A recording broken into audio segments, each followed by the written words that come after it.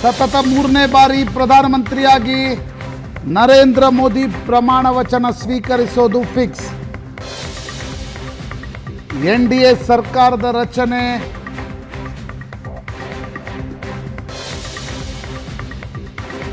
ಮೋದಿ ಪ್ರಮಾಣ ವಚನ ಕಾರ್ಯಕ್ರಮಕ್ಕೆ ಅಕ್ಕಪಕ್ಕದ ದೇಶಗಳ ಮುಖ್ಯಸ್ಥರಿಗೆ ಆಹ್ವಾನ. 2014ರಲ್ಲಿ ನರೇಂದ್ರ ಮೋದಿ ಸಾರ್ಕ್ ದೇಶಗಳ ಮುಖ್ಯಸ್ಥರಿಗೆ ಮೊದಲ ಬಾರಿ ಪ್ರಮಾಣ ವಚನ ಸ್ವೀಕರಿಸುವಾಗ ಆಹ್ವಾನ ನೀಡಿದ್ರು. ಮೋದಿ ಪದಗ್ರಹಣ ಜೂನ್ 9ಕ್ಕೆ ಆಗುತ್ತಾ?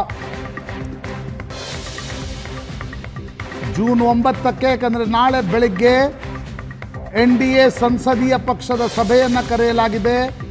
ಆ ಸಭೆಯ ನಂತರ NDA ನಾಯಕರು ರಾಷ್ಟ್ರಪತಿ ಭವನಕ್ಕೆ ತೆರಳಲಿದ್ದಾರೆ. ಅಲ್ಲಿ ಸರ್ಕಾರ ರಚನೆಯ ಹಕ್ಕನ್ನು ಮಂಡಿಸಿದ ನಂತರ ನಿನ್ನೆಯವರೆಗೆ 8 ಅಂತ BJPಯ ನಾಯಕರು, BJPಯ ಮೂಲಗಳು ಹೇಳ್ತಾ ಇದ್ವು. ಆದರೆ ಇವತ್ತು ಜೂನ್ 9ಕ್ಕೆ ಬಹುತೇಕ ನರೇಂದ್ರ ಮೋದಿ ಭಾರತದ ಪ್ರಧಾನಮಂತ್ರಿಯಾಗಿ 3ನೇ ಬಾರಿ ಪ್ರಮಾಣ ವಚನವನ್ನು ಸ್ವೀಕರಿಸಲಿದ್ದಾರೆ.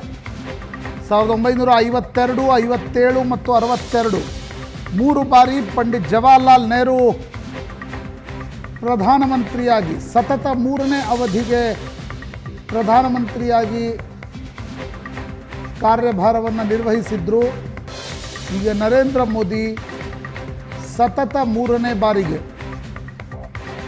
ದೇಶದ ಪ್ರಧಾನಮಂತ್ರಿಯಾಗಿ ಪದಗ್ರಹಣವನ್ನು ಮಾಡಲಿದ್ದಾರೆ. ಜೂನ್ 9 ಬಹುತೇಕ ಫಿಕ್ಸ್ ಅಂತಿವೆ BJPಯ ಉನ್ನತ ಮೂಲಗಳು. ಭಾನುವಾರ ಪ್ರಮಾಣ ವಚನ ಕಾರ್ಯಕ್ರಮಕ್ಕೆ ರಾಷ್ಟ್ರಪತಿ ಭವನ ಕೂಡ ಸಜ್ಜಾಗುತ್ತಿದೆ.